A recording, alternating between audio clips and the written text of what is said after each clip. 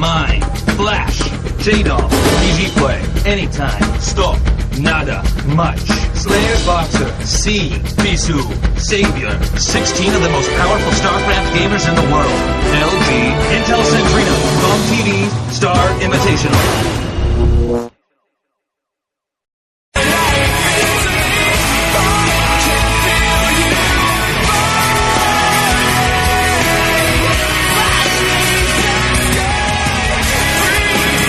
Welcome back to the GOM TV StarCraft Invitational. We just got done with our first game. C defeating the #1 ranked player in Kespa, Bisu Shield. I suppose anybody beating Bisu is a bit of an upset, but it's not too surprising with C. He's very talented, very accomplished. Our next game is going to be C versus GGPlay, the only Zerg in the group. And I have to say that I think this is going to turn out to be a very interesting game. C lost a game recently to Jaedong on this map, to a Lurker Ling, and I know he did beat Savior as well on this map. C seems to have a very consistent build that he uses repeatedly on this map. One barracks into fast command center. It's a bit safer than the build we saw Boxer do, which was command center then barracks. Obviously, they both got the supply depot in there at some point in time, but it's a bit more of a well-rounded build, it seems. The question is, can it defeat GGPlay? GGPlay has actually only played one game on this map, and it was a loss. Or at least only one Terran versus Zerg on this map, I should say, and that was a loss. So it's going to be a little bit difficult for GGPlay in this case. It looks like C's been able to practice his build, the one build that he will most likely be using on this map. Again, a little bit about C. He has the best stats in the Pro League.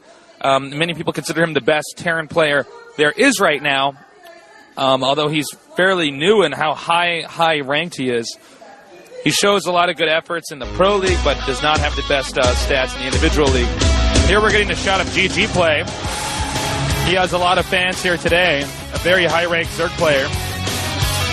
He shows, I think, the best part of his game is seen in the second half. He has excellent macro management and multitasking ability as the game progresses. I think he does have a bit of a lack of strategic play. Not to put him down, but I think he's more of a by-the-book player. Then again, regardless of that, he's very, very good. He's ranked 13th in Kespa. Not that bad at all. These players in this group are all ranked very high. GGPlay's overall stats, well, let me just give his versus Terran stats. He is 38 and 34 with a 52.8% win ratio. And again, remember, these are all only against other pro gamers, so that's why they're not in the upper 90s, is because these are the best playing against the best. His record on the map, Katrina, is 0-3. Here we're seeing a shot of C. C once again warming his hands up on that cloth. That way he will have the dexterity and the agility he needs to maintain the high APM, which he does have. Taking a look at C's overall stats versus Zerg, a 48 and 22%, or excuse me, a 48 and 22 game record against Zerg, 68.6%. That is his best matchup statistically. It's going to be a very interesting game to see both of these players very good at what they do. But C seems to have a bit more practice on his side. One thing to note about GGPlay, he's also very good at making use of Defiler and Scourge against Terran, which are both critical units in this matchup. So if we can see him get to the late game, or even mid to late game, I think he's going to be very strong. It looks like the game is getting ready to go, so sit back and stay tuned.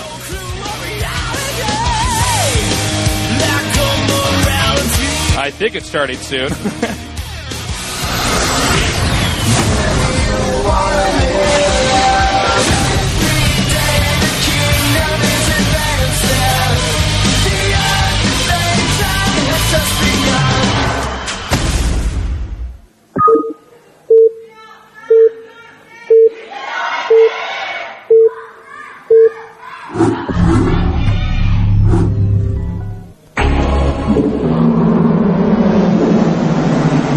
GGPlay versus C.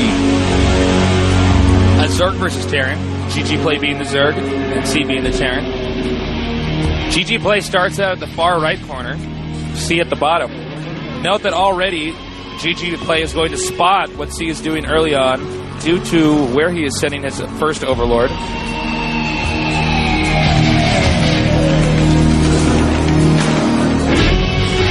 Now, more than likely, C is going to do his one barracks into command center build. That doesn't necessarily mean that that's the only build he will be doing, but at the same time, it's not like I asked my Magic 8-Ball that question.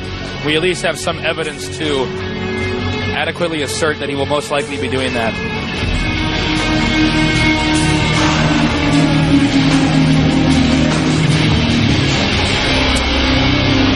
Some Terran players like to wall in on this map, others don't. If the Terran walls in, even though he can lift off his buildings and move out, sometimes units get stuck because of the pathfinding on this map. Note the location of the gas geysers are a bit farther away from the starting command center or starting hatchery than most people would prefer. It requires 4 units to mine rather than 3 if you want to have a saturated resource collecting on those patches.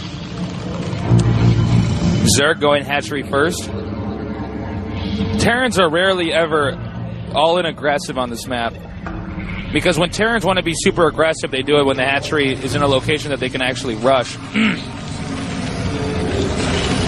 And for that reason, many Zerg players even get a 3rd hatchery out. We will see what GGPlay does, but a 3rd hatchery is a high possibility. I've seen Savior do that before.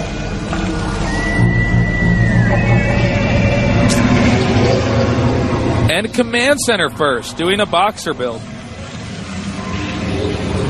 Now, unlike Boxer's game against Jaedong, where Jaedong actually went 9-pull first just because he assumed Boxer would actually be bold enough to be aggressive on this map,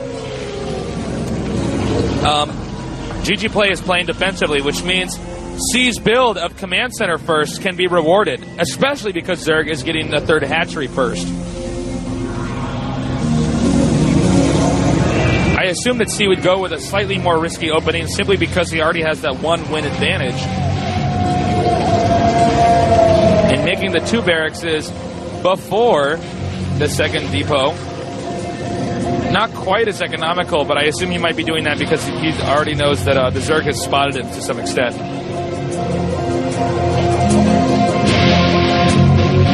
Spawning pool now being constructed.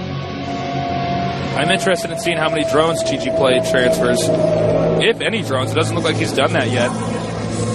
Some Zergs transfer drones on here, others don't. It really depends on what type of buildings they're planning on getting next. When transferring drones, you temporarily lose a little bit of minerals that you could have mined. So that's why that happens. Going on to the forums, what people are saying. Representing the number BUS StarCraft followers from Eastfold, Norway. We're juggling school and work this week to catch up as much as possible. Keep up the good work. And thank you, GOM TV. It would be cool to get a shout-out on the air. Shout-out to you guys. Thank you. I know what it's like to work and try to follow StarCraft and go to school because I did it for a long time, but it's really worth it, man. Somebody else wanted to say, hey, I just wanted everyone at GOM TV to know that that having live English commentary is great for the StarCraft community. I really hope they keep this in other leagues for Korea, and he basically wants to see more of this in Korea. I do too, and hopefully we will have that. Terran getting the engineering bay. That's going to be used to upgrade the attack, and when that upgrade's finished, that's when we could pretty much guess the Terran will leave, depending on how much damage he takes from possible Mutalisk harassment. Zerg tactically puts the layer back here so that Terran finds out as late as possible whether or not Zerg, or exactly what point in time Zerg's getting the layer tech. Terran now kills off the neutral building outside of his base. And note this was an engineering bay before Academy. That means he feels pretty comfortable. Getting the Academy early on normally indicates that they were a bit more worried about the Mutalisks. Sometimes Fire Bats.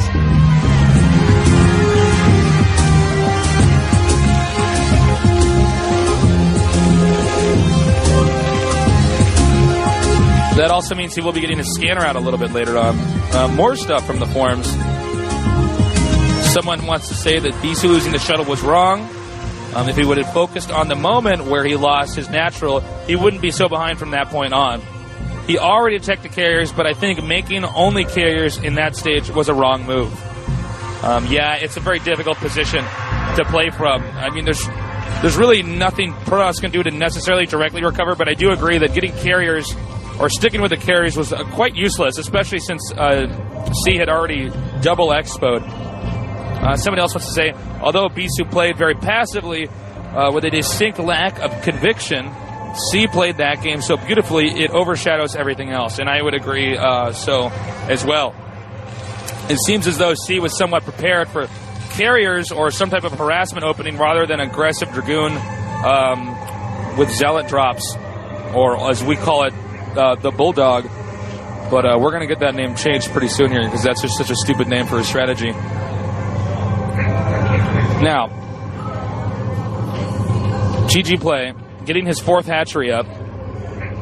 Now, since Terrence spotted that 4th hatchery, that means he knows that GGPlay isn't expanding anywhere else at this point in time. Some Zerg players in this moment actually hide a 4th hatchery in the back of one of the other mains the player's not at. There's a high chance we could be seeing a lot of Zergling with Mutalisk action coming up here, particularly because we haven't seen the Den, but because of the Evolution Chamber as well. Getting that armor upgrade really helps the Zerglings assist the Mutalisks. Factory in a very far out location that could be difficult with the Mutalisk harassment.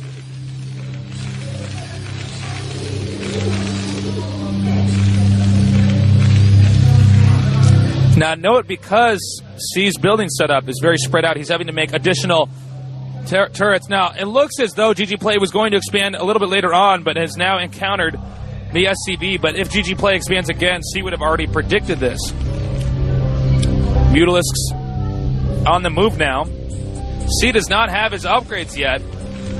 It looks as though C's attempting to play a bit more aggressively because he thinks his opponent might be expanding somewhere else since he's already spotted that scouting drone.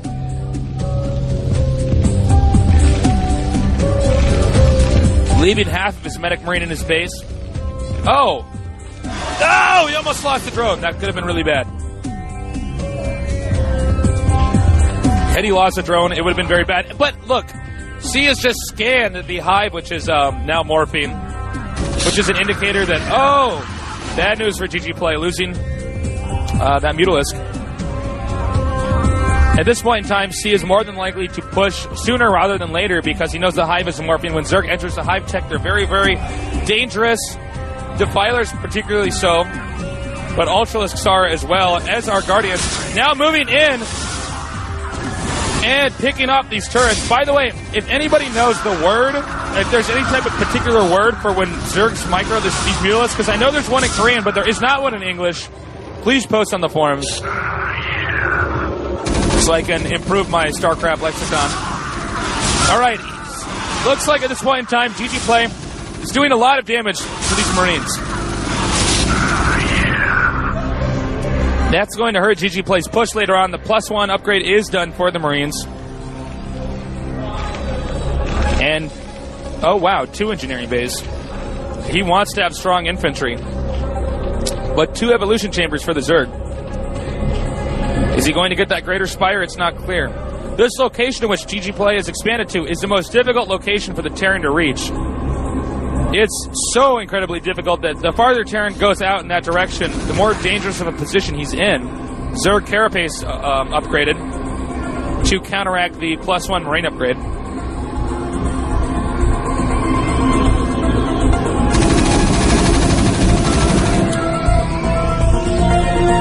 I don't see GGPlay's Mutalisk number increasing, although it's hard to say.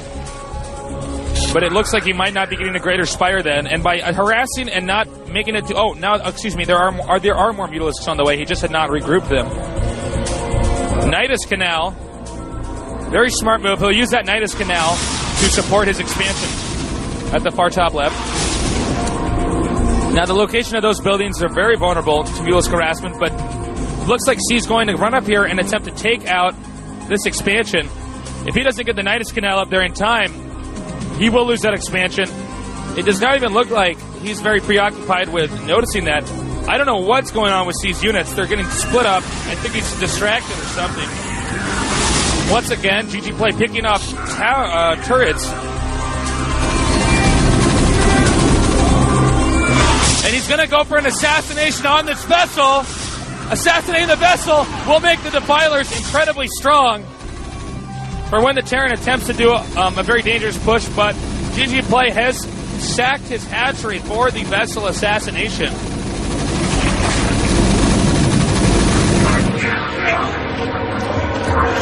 The Nidus Canal doesn't have any use at this point in time, but without a vessel to irradiate the Defilers are ridiculously strong.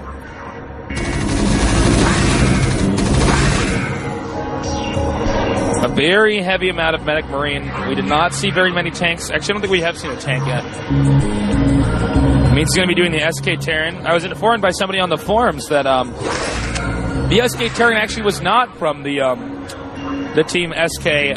Somebody else actually told me that a long time ago, but I was unaware that that was incorrect. Thank you for educating me.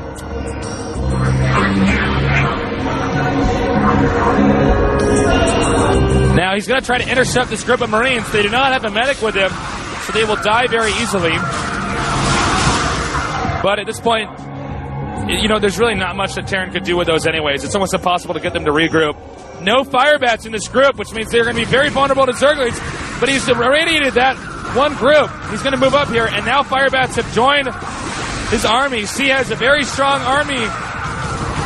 Scourge coming in here. But is he going to get it? Yes, he does.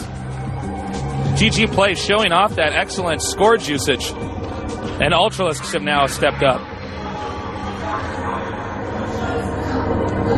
However, C's army is very, very big. It'll be very difficult. Okay, and the other expansion of GGPlay that he's attempting to set up is being taken out now. C knows that all he has to do is make sure that no expansions are set up for the Zerg, and eventually GGPlay will out-macro him. He's going to irradiate these Ultralisks. He needs to move the Ultralisk away from the group. They're on hold position right now. Now he's going to rush in and attack. GGPlay has to do something fast, and this army is not big enough for the army of C. He may be killed in a few minutes here.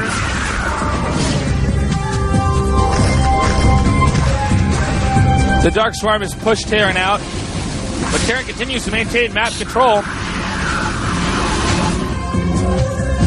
Now, Zerg has another hatchery over here, and C is sending a small army up here.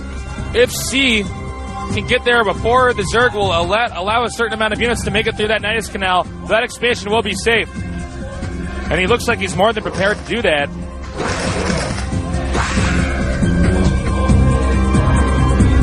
Terran now setting up a new expansion, feeling safe because he's hauled off of so many of the Zerg's expos. GGPlay in a very difficult position. C definitely winning at this point in time. Here he comes now to intercept a small group of units, taking out another vessel. He should have waited until he had some Defilers. But C has too many units, two massive armies on two different locations on the map.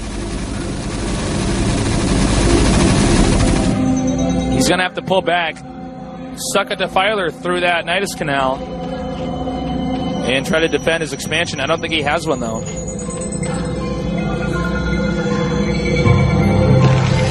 One armor, two attack for the Medic Marine with a Firebat here or there. Defiler's now out. But it looks like there's too much pressure in too many different areas. And with these Firebats and hold position on these Ultralisks, picking off a few units. But these Marines are rather strong, so he has to be very careful with how he controls those Ultralisks. Dark swarming again to drive back a few more Marines. Here they've come now. It looks like the Ultralisks will manage to hold this off, especially with Dark Swarm in the way.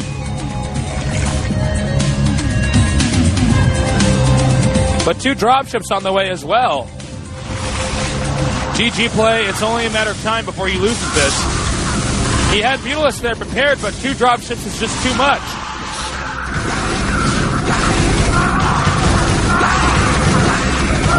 Oh, hey, shout out to all the players at Harvey Mudd College. My brother goes to that university. What's up, guys? And shout out to Apollo, the Ace Tourney. Oh, excuse me, the Ace of Tourney. Thank you, GOM TV, and you're awesome. The English commentary has made competitive StarCraft fun to watch. I'm glad. I'm happy to hear that. Now, back to this game. How in the hell can GGPlay come back and win this? It's difficult to say. There's so many barracks and supply depots to support those barracks. Taking a look at GGPlay, he has what? He has 76 food. That is awful. That is terrible.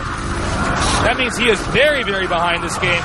Rarely do we get to have a glimpse at exactly what the players see on the screen, but if we could probably get a shot of C's coming up next, I would bet he's very high.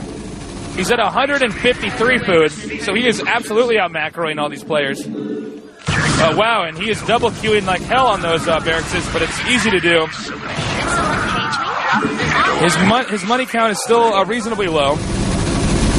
And his dropship sneaking over here at the top left.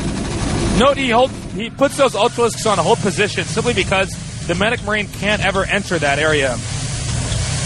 Now here come the Ultralisk spotting that, but he could... Whoop!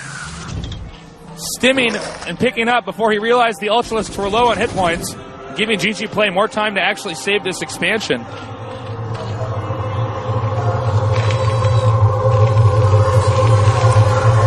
GGPlay doing what he can around the map to try to hold back his opponent. But C seems to be everywhere at this point in time.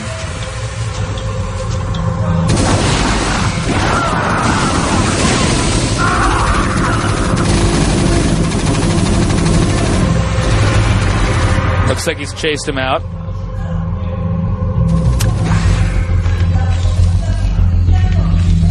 At this point, all C has to do is maintain control and keep harassing like this.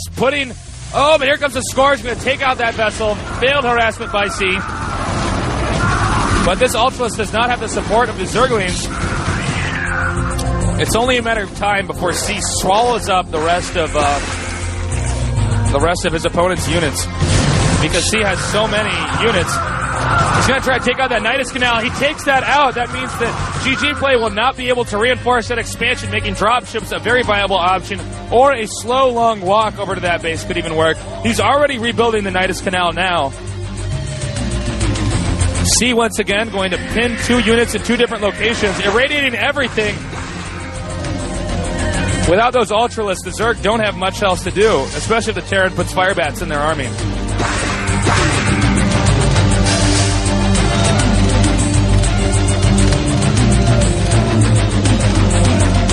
Terran putting pressure in 2 locations so that if the Nidus Canal does get up in time... Oh, I thought that was going to die. Yes, he's putting pressure in 2 locations so that even if Zerg uses the Nidus Canal, he could still pull back and attack from a different angle. Irradiating everything! And now could stim and kill off the rest of these Ultralisks with ease with the assistance of the irradiated spell.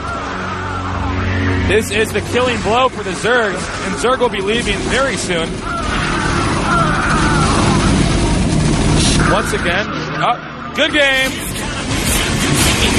Well done. He just played too well. C is too strong. C is now up 2-0. There's essentially no way he can't make it out of the group unless, well, it's just going to be very difficult for that to actually happen. But guys, thank you for watching. We got more games coming up at the GOM TV StarCraft Invitational.